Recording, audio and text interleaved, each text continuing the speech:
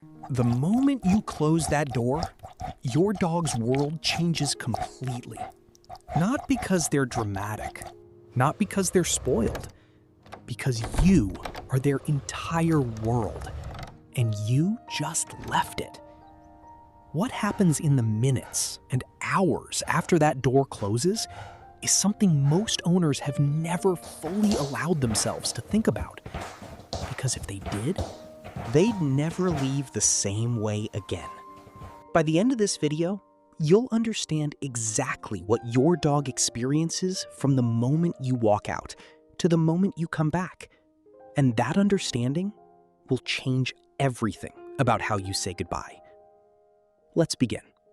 Before we get into what your dog actually feels, there's something important you need to know.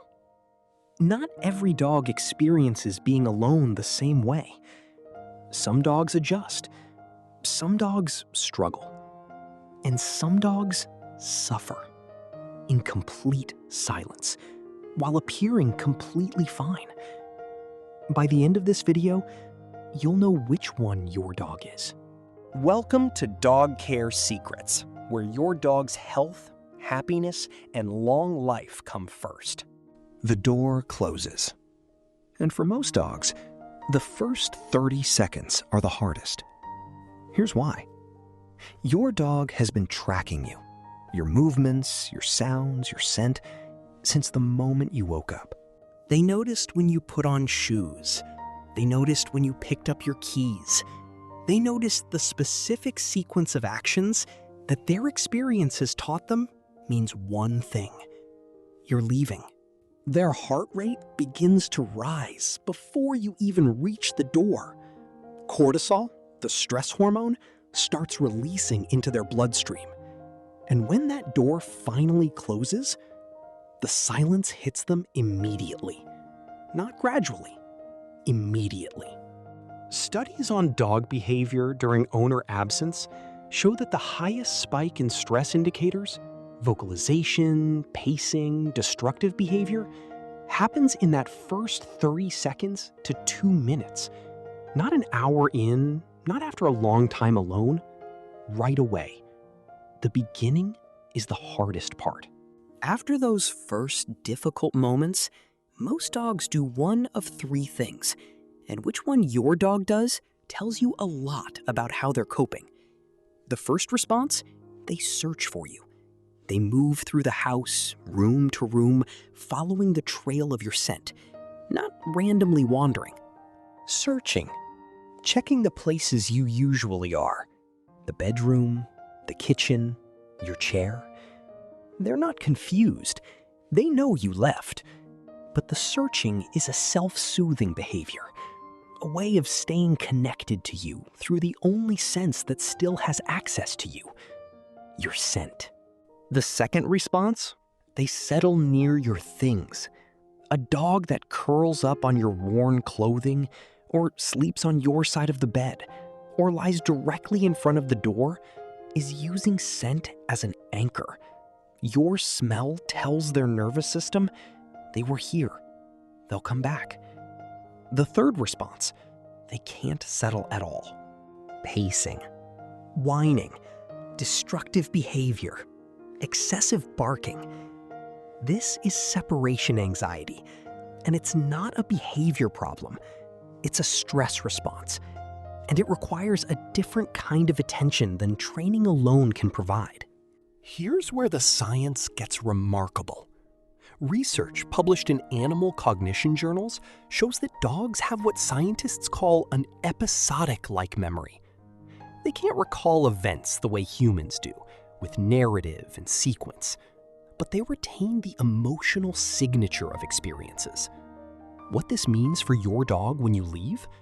They don't sit and replay memories of you, but they carry the emotional weight of your absence, a kind of low-grade awareness that something important is missing. And here's the part that changes things. The same research shows that dogs show measurably more excitement when reunited with their owner after a longer absence. Which means they register the difference between 2 hours and 8 hours. They can't read a clock, but they feel time passing in the most fundamental biological way. Your dog misses you, not as a concept, as a felt experience. We're halfway through, and what comes next is the part most owners find hardest to hear, because Chapter 4 explains what's happening inside a dog who looks completely fine, but isn't. Don't go anywhere.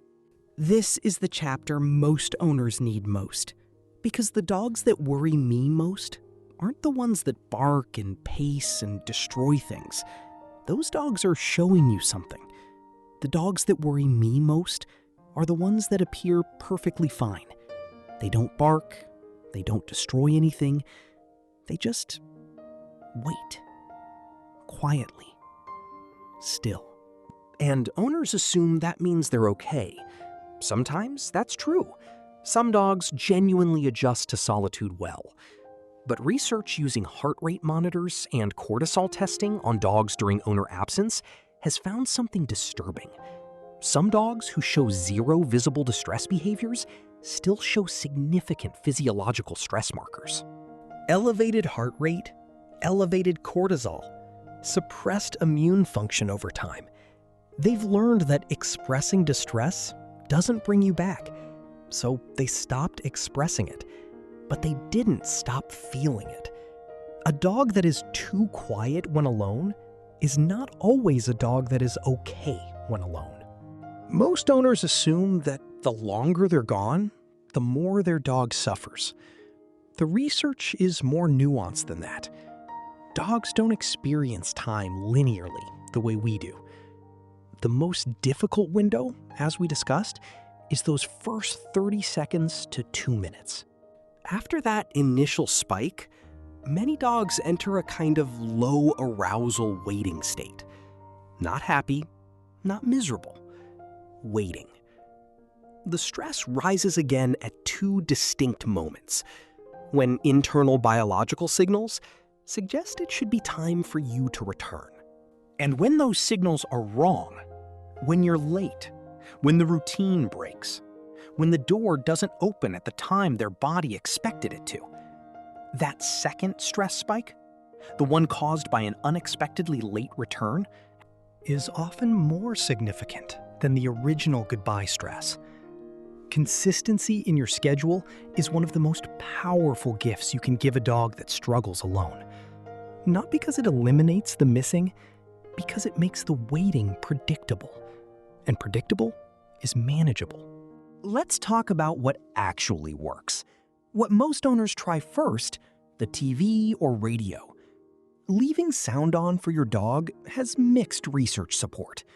For some dogs, familiar human voices provide mild comfort. For others, it creates a state of constant low-level alertness because the sound suggests human presence but delivers none. Know your dog. If they seem more settled with sound, keep it. If they seem more anxious, try silence. What works better than most owners expect? A worn piece of your clothing. Not washed, worn. Your scent on fabric has been shown to reduce cortisol levels in dogs during owner absence. It's not a cure, but it's a real, measurable comfort. What doesn't work? Long, elaborate goodbyes. The longer and more emotional your departure, the more you prime your dog's stress response before you've even left. A calm, brief, matter-of-fact goodbye is kinder than an emotional one. Not because you love them less, because it communicates, this is normal. I'll be back. Everything is fine. We talked about this in our last video, but it bears repeating here in this context. When you come home, your dog isn't just happy to see you. They're releasing the accumulated tension of every minute you were gone. That greeting at the door is not performance, it's relief. Physical, neurological, full body relief. And the way you receive that greeting either completes that release or leaves it partially unresolved. A calm acknowledgement. 30 seconds of genuine presence. Eye contact, a hand on their head. That's not indulging bad behavior. That's completing the emotional cycle your dog has been waiting all day to close. You can't stop leaving. Your dog doesn't need you to. What they need is for the leaving to feel survivable. Here's what the research actually supports. Establish a consistent routine. Same departure time, same return window, as often as possible. Predictability reduces anticipatory anxiety. Create a departure ritual that is calm and brief. Not emotional, not extended. A quiet word, a touch, and you go. The same way, every time. Leave something with your scent. Worn clothing near their resting spot. Not washed, yours. Consider the environment they're left in. Is it a space they feel safe in? Is there access to natural light? Is the temperature comfortable? Small environmental factors compound over time. If your dog shows significant distress, consult a veterinary behaviorist, not a trainer, a behaviorist, because significant separation anxiety is a physiological condition, not a training problem. Tonight, when you come home, take 30 seconds. Let them close the loop. And tomorrow morning, when you pick up your keys, keep it brief, keep it calm. Look at them one last time with the confidence of someone who is absolutely coming back. Because that's what they need to feel more than anything else. Not that you're sorry for leaving. That leaving is safe. And coming back is certain. If this video helped you understand what your dog carries through the day, subscribe to Dog Care Secrets. New videos every week to help you understand what your dog can't tell you. Tell us in the comments, how does your dog react when you leave? Do they bark? Do they follow you to the door? Or are they quietly still? We read every single comment. See you next time.